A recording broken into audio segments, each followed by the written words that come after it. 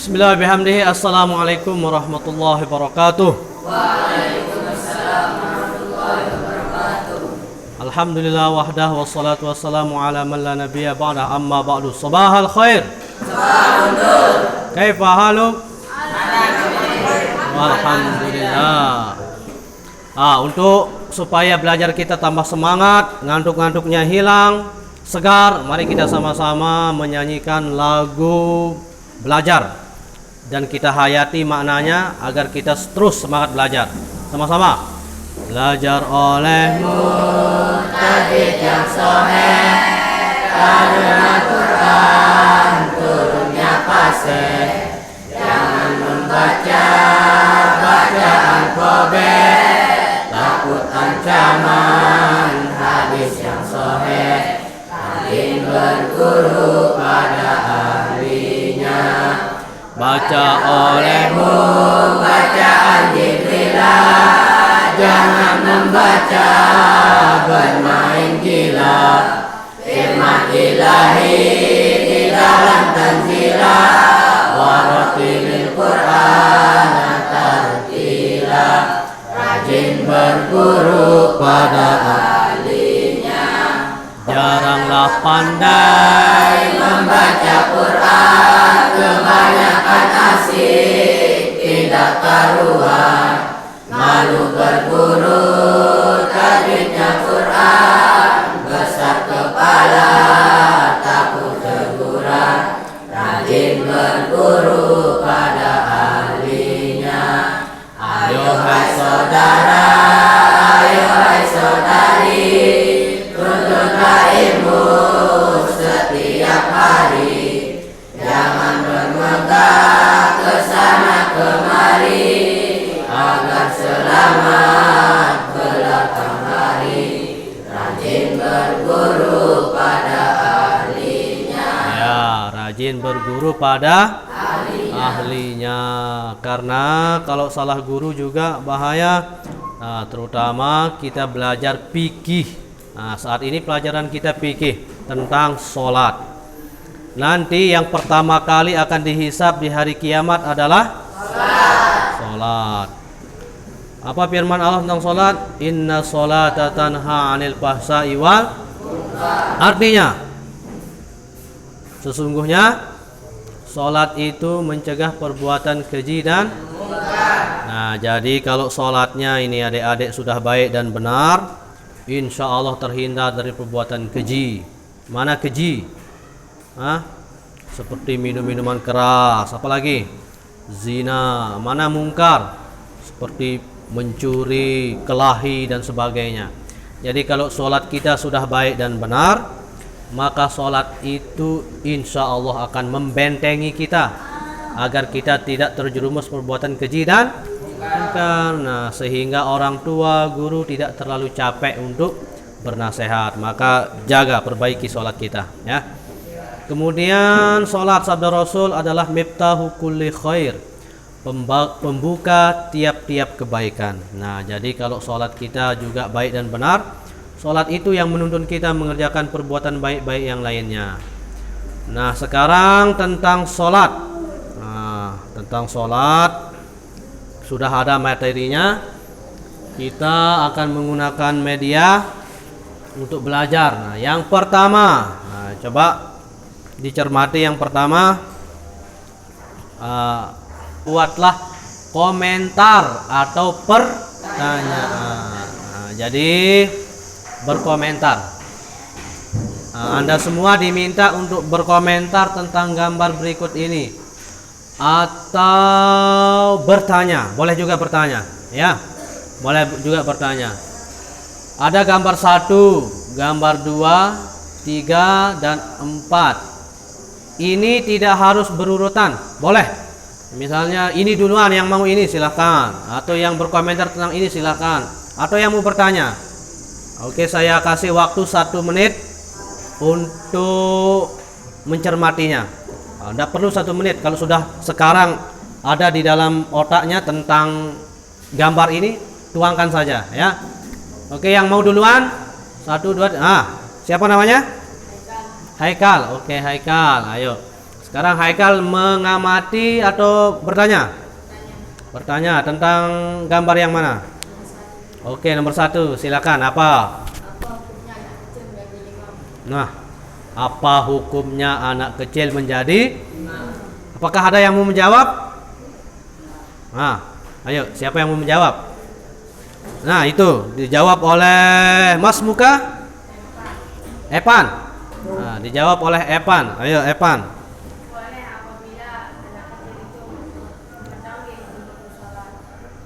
Nah, dijawab oleh temannya Epan. Boleh hukumnya anak kecil menjadi imam apabila anak kecil itu sudah tahu hukum-hukum tentang itulah yang disebut dengan mumayyiz atau tamyiz. Ada namanya balik, ada namanya tamyiz. Nah, beda ini. Tamyiz itu, ini perhatikan ya.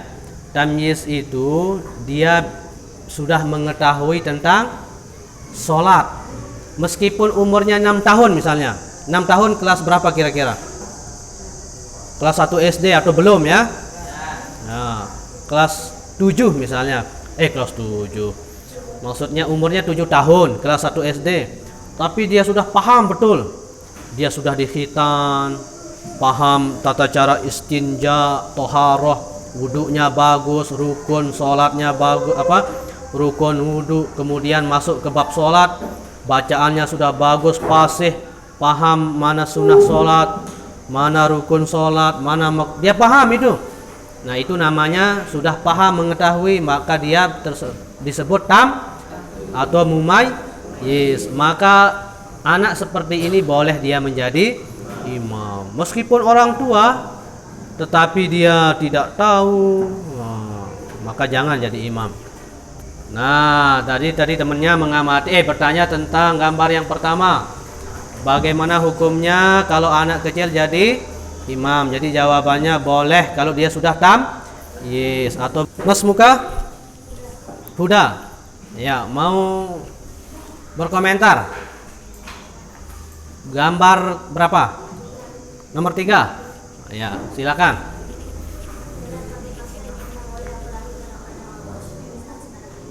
Nah, itu. Jadi temannya Huda mengomentari gambar nomor 3. Sholat menggunakan masker hukumnya boleh, apalagi saat ini terjadi wabah. Nah, jadi dijelaskan juga kan, kita di sini belajar kitab kuning. Nah, dijelaskan juga ada di dalam kitab itu tidak bagus menutup hidung.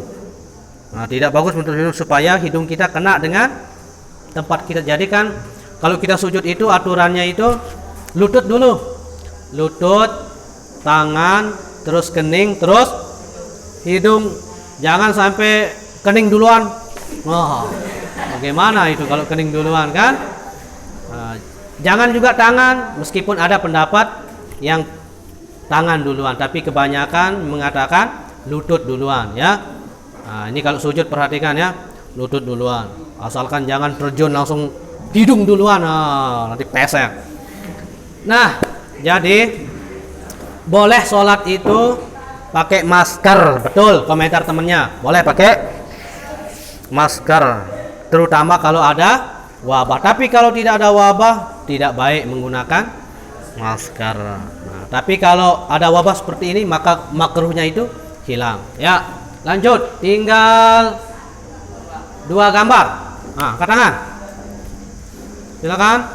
Langsung, jangan ragu-ragu. Kita belajar, tidak apa-apa salah. Yang penting belajar. Angkat tangan. Siapa? Ya, Mas Muka Farhan, ya, kebahagiaan. Silakan, gambar nomor berapa? 2. Nah, bagaimana komentar Anda?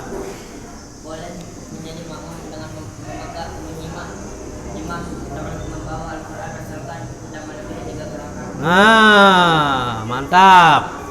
Jadi Farhan mengomentari gambar nomor 2. Ketika kita jadi makmum, boleh kita simak bacaan imam dengan kita membawa Al-Quran, membukanya, asalkan kita jaga gerakan kita. Jangan lebih 2 gerakan, bukan 3 gerakan ya. Jadi maksimalnya itu 2. Kalau udah 3 batal. Nah, misalnya kan sholat. Nah, ini mengambil itu 1. Tapi kalau mengambil 1, 2, tapi kalau langsung 1. Nah, 1 terus apalagi sudah punya tanda kan? Tinggal dibuka. Atau yang yang apa namanya? Yang bergerak hanya jari. Kalau yang bergerak hanya jari itu tidak dianggap gerakan banyak, tapi yang kalau ini ikut bergerak telapak tangan maka dianggap gerakan besar. Ya. Nah, intinya boleh selama menjaga gerakan kita. Oke. Apa komentarnya? Komentar, bertanya. Mas muka dulu. Hah? Jihad. Oh, jihad, berjuang. Jihad fisabilillah. Oke, jihad. Apa komentar Anda tentang gambar ini? Hah? Rukun-rukun sholat ya, atau tata cara sholat. Nah, alhamdulillah wa syukrulillah, ternyata para santri sudah mencermati dengan baik apa gambar berikut ini. Kita lanjut ke pengertian dan dalil sholat 5 waktu. Coba siapa yang mau bacakan ini? Firman Allah. Angkat tangan. Siapa mau bacakan? Ayo, jangan ragu-ragu. Nih. Coba sama-sama, yakin semuanya akan bisa ngaji sama-sama. Wa aqimus sholata wa atuz zakat warka'u ma'ar raki'in. Ya, baca artinya. Dan demikianlah salat, demikianlah zakat, dan berpegang bersama orang-orang yang rukuk. Ya. Kemudian dalil yang kedua hadis Rasulullah SAW yang artinya, baca.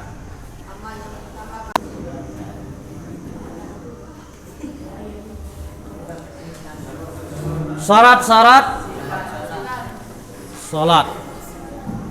Syarat-syarat sholat dibagi 2. Ada syarat sah sholat, ada syarat wajib. Nah, syarat sah sholat yang pertama, baca dari sana. Nomor 1.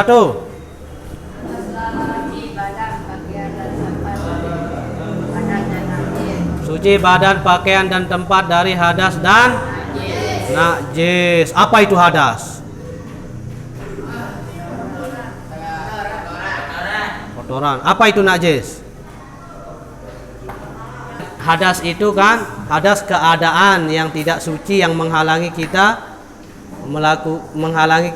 untuk melakukan ibadah seperti sholat, seperti memegang ya Al-Qur'an. Nah, hadas. Jadi kalau kita berhadas, sholat kita tidak bisa jadi ini suci. Tapi kalau kita sudah kentut, berarti itu artinya kita berhadas. Nah, itu hadas ya. Hadas itu keadaan yang menghalangi sahnya kita melakukan suatu ibadah seperti sholat. Nah, keadaan yang tidak suci ya. Suci. Kemudian suci badan, pakaian dan tempat dari hadas dan najis. Jadi seandainya lagi sholat ini, tiba-tiba jatuh tai cicak, tercium tai cicak. Nah, bagaimana sholatnya? Hah?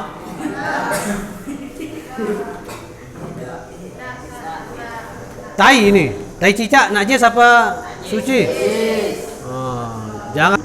Jadi suci badan, pakaian dan tempat dari hadas dan najis. Atau sejadahnya najis juga tidak boleh dipakai. Kedua, menutup. Baca yang kedua. Menutup aurat laki-laki dari mana auratnya?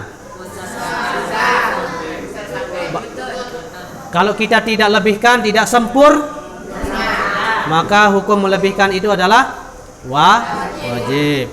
Lutut sampai batasnya, tapi kalau kita tidak lebihkan, tidak sempur, hukum melebihkannya adalah wajib. Begitulah pakai celana, meskipun lutut sampai batasnya, jangan sampai tidak dilebihkan. Jangan menutup aurat. Bagaimana kalau misalnya sholat di misalnya ini Rifki kah?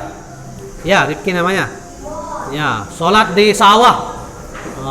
Masuk waktu sholat di sawah. Tiba-tiba sholatnya pakai sarung. Tiba-tiba datang angin puting beliung. Terbang sarungnya begini. Terus Rifki mengatakan, oh sejuk dalam hatinya. Sah apa enggak sholatnya? Bagaimana kalau begitu diterbangkan sarungnya kayak payung itu, langsung seketika ditutup, sah atau enggak? Nah, kalau langsung seketika ditutup hukumnya. Tapi kalau bernikmat-nikmat, oh sejuk gitu, nah berarti batal. Wajib menutup. Kalau perempuan nih kasih tahu keluarga, mungkin ada yang pakai muknah sampai sini, harus dilebihkan sampai sini muknahnya, ya. Perempuan itu hati-hati. Telah masuk waktu sholat, walaupun tergesa-gesa, gimana pun tergesanya, tidak boleh mendahului sebelum waktu tiba, harus sudah masuk waktu. Kemudian yang keempat apa? Menghadap kiblat. Wajib menghadap kiblat. Jangan misalnya di situ kiblat, jangan ininya aja menghadap kiblat, harus dada kita, ya. Menghadap kiblat. Syarat wajib sholat yang pertama Islam. 2, 3, 4. Terus sampai dakwah padanya. Juga saya tambahkan selamatnya panca indera. Selamat. Kalau ada orang yang buta tapi bisa mendengar, wajib atau tidak sholat? Wajib. Kalau ada orang yang tuli tapi bisa melihat, wajib? Kalau ada orang yang buta dan tuli, wajib atau enggak? Dia buta, tidak bisa mendengar, wajib atau enggak? Tidak wajib. Dia melihat enggak? Mau dengar, bagaimana mau dengar? Ada agama, kan berarti enggak? Tidak wajib. Tapi kalau yang satunya yang rusak, maka wajib. Tapi kalau dua, mata dan ini enggak aktif, tidak wajib. Untuk memperluas wawasan kita tentang sholat 5 waktu, diskusikanlah masalah berikut ini nih, diskusi ya, diskusi. Nomor 1, coba nomor 1, coba siapa yang keras suaranya baca? Nih, ya baca.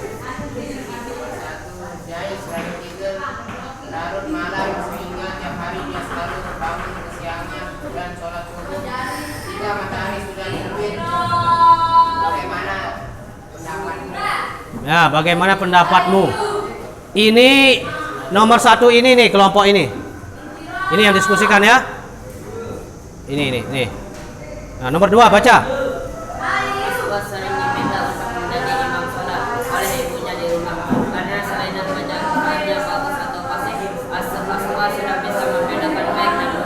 Tapi Astar masih berusia 9 tahun atau belum balik.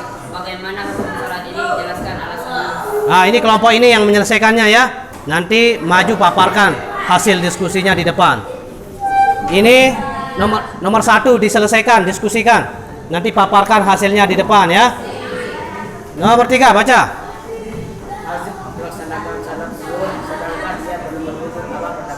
Nah, apa pendapatnya? Diskusikan dulu jawabannya ya.